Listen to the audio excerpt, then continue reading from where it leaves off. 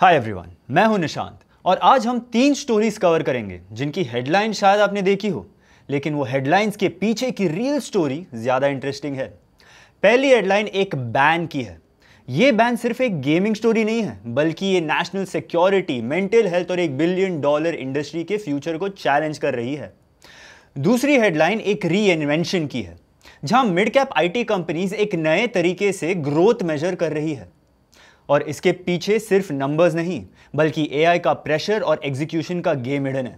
और तीसरी हेडलाइन एक रिफॉर्म की है, जिसमें सेबी ने आईपीओ फ्रेमवर्क को बदलकर रिलायंस जियो, फ्लिपकार्ट जैसे बड़े प्लेयर्स के लिए एक नया खेल का फील्ड क्रिएट किया है। लेकिन क्या यह बैलेंस है या फिर रिटेल इन्वेस्टर्स के लिए एक ट्रैप? तो चलिए इन हेडलाइंस के पीछे जो असली कहानी छुपी है उसे समझते हैं step by step.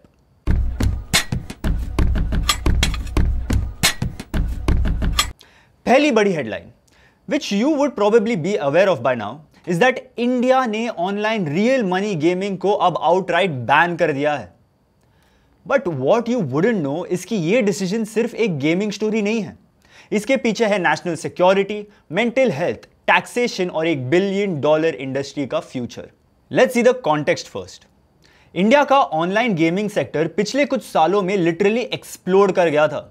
Fantasy sports, rummy, poker apps और नए नए रियल मनी गेम से मार्केट का साइज $1 बिलियन में था और वीसी से लेकर यूनिकॉर्न फाउंडर्स तक सब इनमें हेविली इन्वेस्टेड थे। बट प्रॉब्लम मल्टीपल लेवल्स पे है। एक तरफ एडिक्शन है, स्पेशली अंडर एज प्लेयर्स में।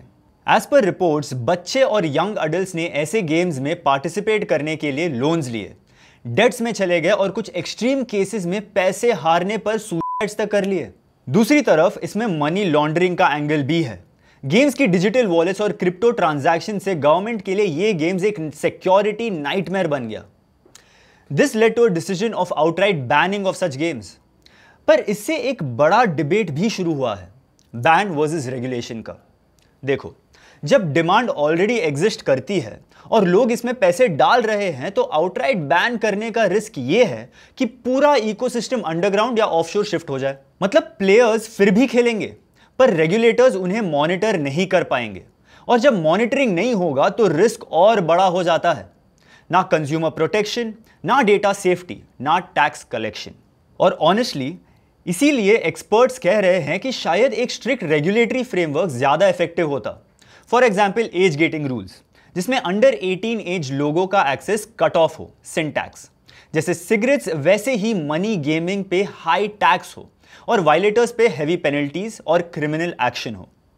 इससे गवर्नमेंट को रेवेन्यू भी मिलता और इंडस्ट्री रेगुलेट होती। बट गवर्नमेंट ने सिंपल आउटराइट डिसीजन लिया है। अगर गेम में पैसा डाला जा रहा है और पैसा निकाला जा रहा है तो वो बैंड है। लेकिन अगर सिर्फ कैजुअल या ई स्पोर्ट टाइप गेम है, जिसमें चाहे एक्सेस फी लगे पर मनी पे आउट नहीं है, तो वो अलाउड है। तो इसमें सही इंटेंशन के बावजूद इंपैक्ट और इंटेंट का मिसमैच हो सकता है। बैन लगाना इजी है, बट एनफोर्स करना डिफिकल्ट हो सकता है। दूसरी अपडेट में IT companies, specifically mid cap IT companies, एक नए तरीके से अपनी ग्रोथ को मेजर कर रहे हैं, which is pretty interesting to understand. और इसका रीजन ग्लोबल मैक्रो स्लोडाउन और जेनरेटिव एआई के थ्रेट को काउंटर करना है। Let's take an example of Coforge. ये कंपनी अब सिर्फ टोटल कॉन्ट्रैक्ट वैल्यू यानी टीसीवी और एनुअल कॉन्ट्रैक्ट वैल्यू यानी एसीवी जैसे ट्रेडिशनल मैट्रिक्स पे रिलाई नहीं करती। इंस्टेड उन्होंने एक अपना क्वर्की मैट्रिक बनाया है, that is weekly count of large proposals. मतलब कितने बड़े प्रपोजल उन्होंने प्रोएक्टिवली भेजे। सीईओ सुधीर सिंह कहते हैं कि ये एक एटिपिकल अप्रोच है, बट इज हाईली इफेक्टिव। और नंबर्स उनकी बात को बैक भी करते हैं। Q1 में कोफोर्ज ने $442 मिलियन का रेवेन्यू पोस्ट किया विद 9.6% सीक्वेंशियल ग्रोथ। पर्सिस्टेंट भी कुछ सिमिलर कर रही है। सिर्फ टीसीवी या एसीवी देखने के बजाय वो अपना फोकस एग्जीक्यूशनल ऑर्डर बुक पे रखते हैं। मतलब वो डील्स जो 6 से 12 महीने में एक्चुअली रेवेन्यू में कन्वर्ट हो सकती है। ये अगले साल रेवेन्यू स्ट्रीम कैसी होगी इस पे क्लैरिटी देता है, और ये अप्रोच काम भी कर रहा है। पर्सिस्टेंट ने लास्ट क्वार्टर में $390 मिलियन रेवेन्यू रिपोर्ट किया with around 4% sequential growth. As per the analyst, AI का growth mid cap IT companies को ऐसे नए मेट्रिक्स अडॉप्ट करने के लिए फोर्स कर रहे हैं। एज पर देम, एआई की वजह से टीसीवी जैसे ट्रेडिशनल मेट्रिक्स टेल लग रहे हैं। आज के टाइम में एक छोटी एआई ड्रिवन डील्स जो मंथ में एग्जीक्यूट हो जाए, वो एक 5 ईयर के $100 मिलियन डील से भी ज्यादा वैल्यूएबल है, क्योंकि वो रिकरिंग सैस रेवेन्यू भी ला सकती है, नए ज्योग्राफीज ओपन कर सकती है और स्पीड से ग्रोथ दिखा सकती है। और ये मिड कैप्स कर रहे हैं। They are mining deals, bundling services as software और एग्जीक्यूशन पे शार्प फोकस रख रहे हैं। फॉर एग्जाम्पल, LTI Mindtree के CEO ने भी बोला था कि sharp focus on execution is the pitch that is available for us to play the game. तो टेकअवेज क्लियर है, मिड कैप आईटी कंपनीज अपने मेट्रिक्स को री इन्वेंट कर रही हैं।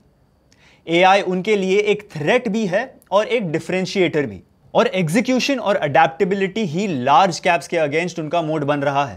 थर्ड एंड फाइनल अपडेट में सभी ने एक नया फ्रेमवर्क प्रपोज किया है, जिसका direct impact Reliance Jio, Flipkart, Tata Capital, LG electronics जैसे बड़े आईपीओस पर होगा। अब सीन ये है कि सभी को रियलाइज हुआ कि one size fits all IPO rule अब काम नहीं करते। मतलब एक रिलायंस जियो और एक छोटी मोटी टेक स्टार्टअप के आईपीओ को एक ही तरीके से रेगुलेट करना फेयर नहीं है, क्योंकि स्केल ही इतना अलग है। तो सभी ने 5 टियर फ्रेमवर्क बनाया है। सिंपल वर्ड्स में, जितनी बड़ी कंपनी होगी उतना कम % शेयर होल्डिंग उन्हें इनिशियल पब्लिक ऑफरिंग करना होगा। Also public share holding achieve करने का टाइम ज्यादा मिलेगा। तो अगर कंपनी की वर्थ ₹50,000 करोड़ से ₹1 ट्रिलियन तक है, तो उन्हें एटलीस्ट ₹1,000 करोड़ रेज करना है और 8% इक्विटी डाइल्यूट करना है। अगर वैल्यूएशन ₹1 to 5 ट्रिलियन के बीच है, तो एटलीस्ट ₹6,250 करोड़ रेज करना होगा विद 2.75% डाइल्यूशन। और अगर ₹5 ट्रिलियन से ऊपर है, लाइक जियो के केस में, तो मिनिमम ₹15,000 करोड़ रेज करना है, बस 1 to 2.5% इक्विटी डाइल्यूट करके। ऑल्सो पिछले 5 साल में 25% पब्लिक शेयर होल्डिंग अचीव करना मैंडेटरी होता है, लेकिन अब बड़े इशूअर्स को पूरा 10 साल तक का टाइम मिल सकता है।